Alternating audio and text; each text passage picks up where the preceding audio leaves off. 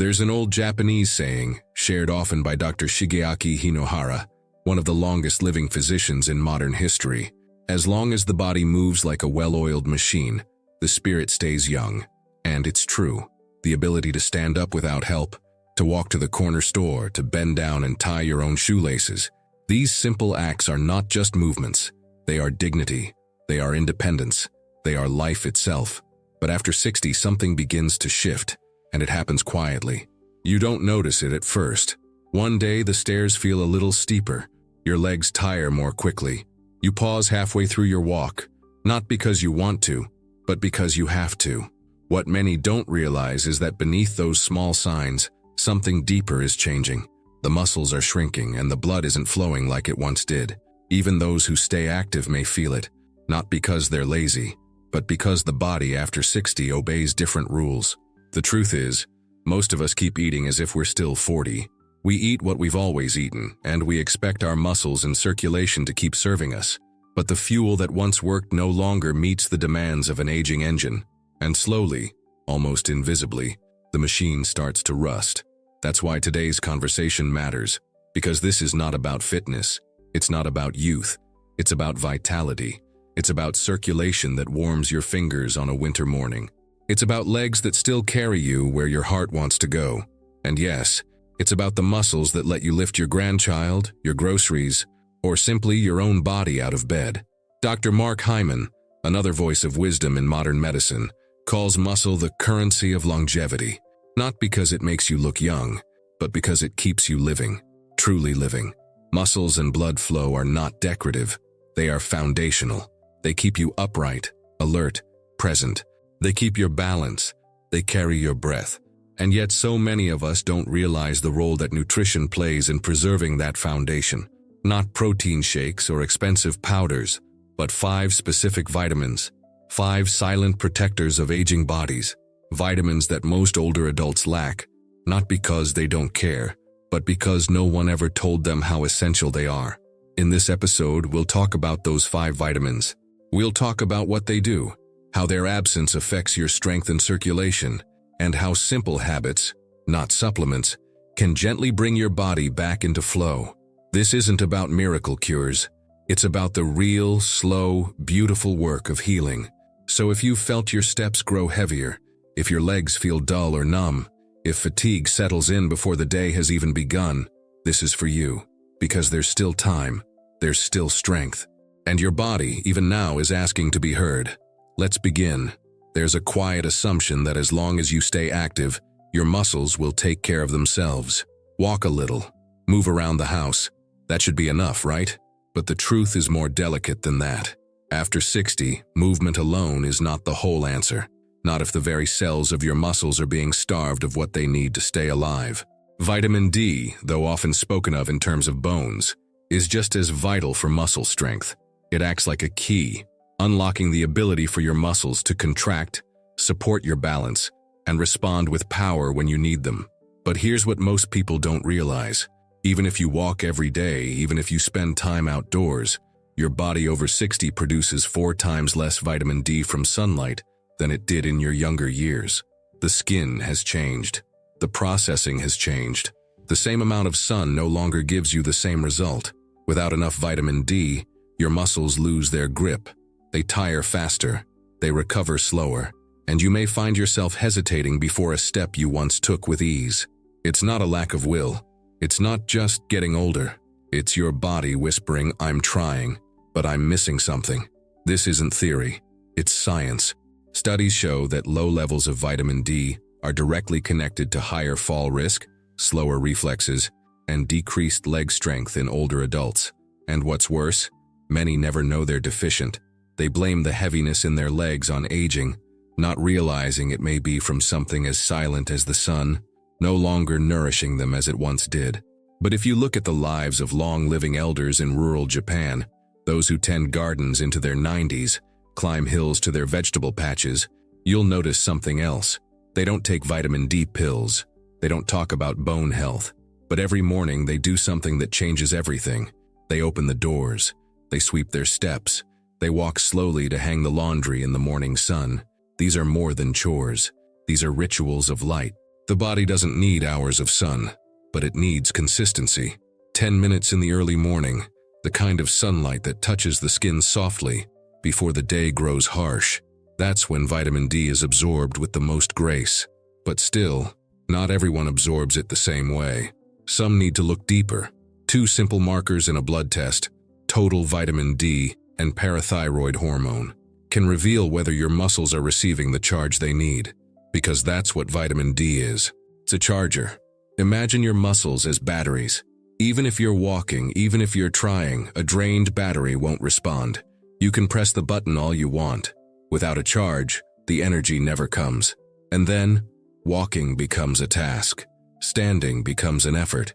The body feels older than it truly is. But it doesn't have to be this way. The charge can be restored. Not with grand gestures or expensive treatments. Just by knowing what your body is missing and listening to what it's asking for. Vitamin D is not about youth. It's about light. And even in aging, the body still knows how to turn sunlight into strength. It just needs the chance. Don't miss what's in the pinned comment. A small detail there might be just what your body's been quietly asking for. Sometimes the signs come in whispers. A strange tingling in the feet. A dullness in the legs. A fogginess in the head that makes you forget where you placed your keys. Again, it's easy to dismiss it, to say it's just aging, to accept it as part of the slow unraveling of time. But behind these sensations, there may be something far simpler, far more solvable. A quiet depletion of a single vitamin, B12. B12 is a guardian of your nervous system. It wraps your nerves in a protective sheath, like insulation on an electric wire. It helps your brain communicate with your limbs. It supports red blood cells, energy production, even memory. But here's what makes it so elusive. As we age, the body's ability to absorb B12 fades, even when there's plenty of it in our food. That's the paradox. You might be eating enough. Eggs, dairy, meat, the usual sources. And still the body may be starving, because after 60 many people produce less stomach acid. And without that acid, B12 cannot be released and processed. The digestive system needs a special protein called intrinsic factor to help carry B12 into the bloodstream. But with age, and especially with long-term use of medications like antacids or diabetes drugs, that process weakens. The body stops recognizing what it's being given. It becomes a quiet deficiency. And because it creeps in slowly, it often mimics other conditions. Some are told it's neuropathy. Others are tested for circulation issues. But underneath it all, the message is simpler. The nerves are running dry. The cables are exposed. The current is flickering. There was a man once, 72, quiet, strong. He loved walking the trails near his home, until one day he didn't. His legs felt heavy. His balance became unsure.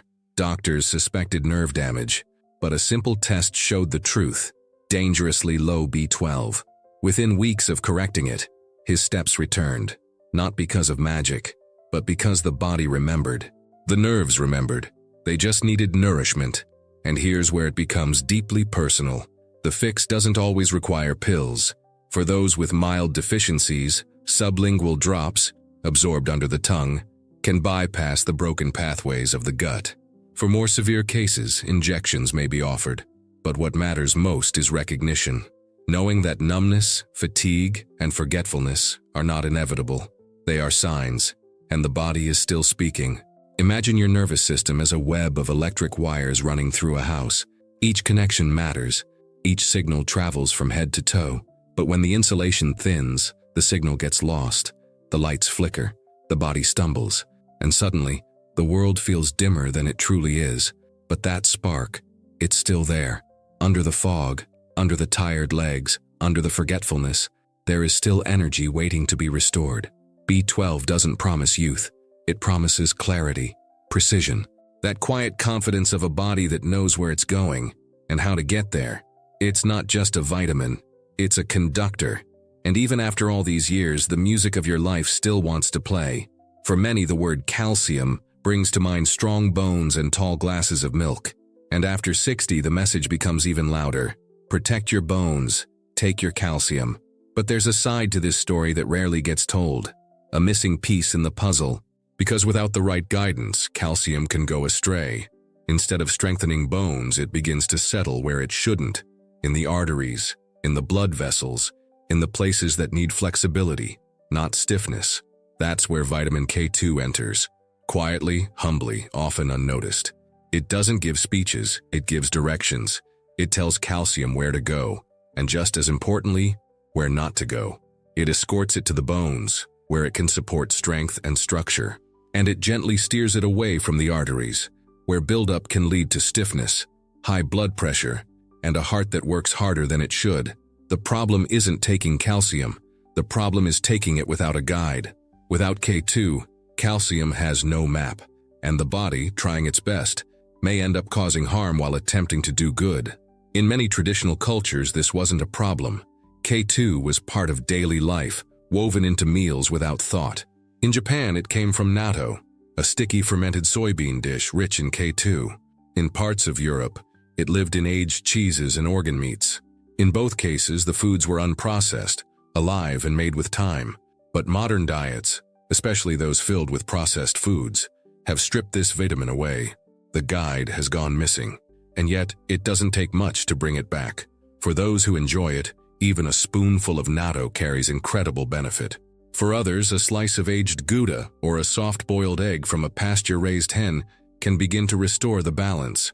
It's not about adding complexity, it's about returning to simplicity, the kind of food your grandmother would have recognized. Vitamin K2 doesn't shout, but its absence is felt in arteries that harden, in blood that struggles to flow, in hearts that grow weary from pushing against walls that should have remained soft, and in bones that, despite all the calcium in the world, still fracture, because the mineral never reached the right place. Think of K2 as the traffic officer of the body's mineral system. Without it, there's confusion, pile-ups, miscommunication, but with it there's order, flow, harmony. The body knows what to do again. We often think of circulation in terms of exercise or medication, but flow begins with what we feed the body, not just in calories or nutrients, but in instructions. K2 gives the body a whisper of direction, a reminder that even in aging, balance is possible, flexibility is possible, softness in the places that matter is still possible. In the end, it's not just about calcium, it's about trust. Trusting that the body, when given the right signals, still knows the way home. There's a particular kind of pain that many know but few can explain. The sudden cramp in the calf at night, the flutter in the chest that feels like skipped beats, the bone-deep fatigue that lingers even after a quiet day. These are the aches that are often dismissed, by others or even by ourselves. Yet behind them may lie something simple and deeply human, a need for magnesium. Magnesium is not loud. It doesn't build headlines or spark trends, but it is everywhere inside you, in over 300 processes that keep the body alive. It helps muscles relax after they contract. It supports the rhythm of the heart, the flow of blood, the calm of the nervous system. And yet, with every year that passes, the reserves grow thinner. Stress uses it up. So do certain medications, especially those taken for high blood pressure or heart issues. And aging kidneys, though still doing their best, may quietly let more of it slip away. Even diet plays a role.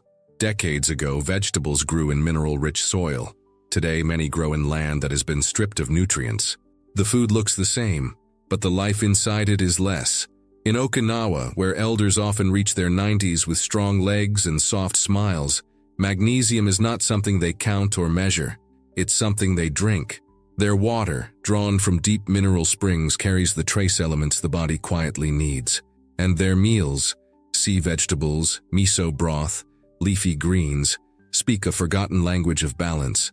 Not a single supplement in sight, just habits, passed down like lullabies. You can feel the difference magnesium makes, not in dramatic ways but in the silence it brings. The calm in the limbs, the ease in the breath, the steadiness in the heartbeat as you sit by the window and listen to the wind. And it doesn't require complicated steps. A simple foot soak in warm water and Epsom salts. A pan of dark leafy greens, sautéed slowly in an old iron skillet.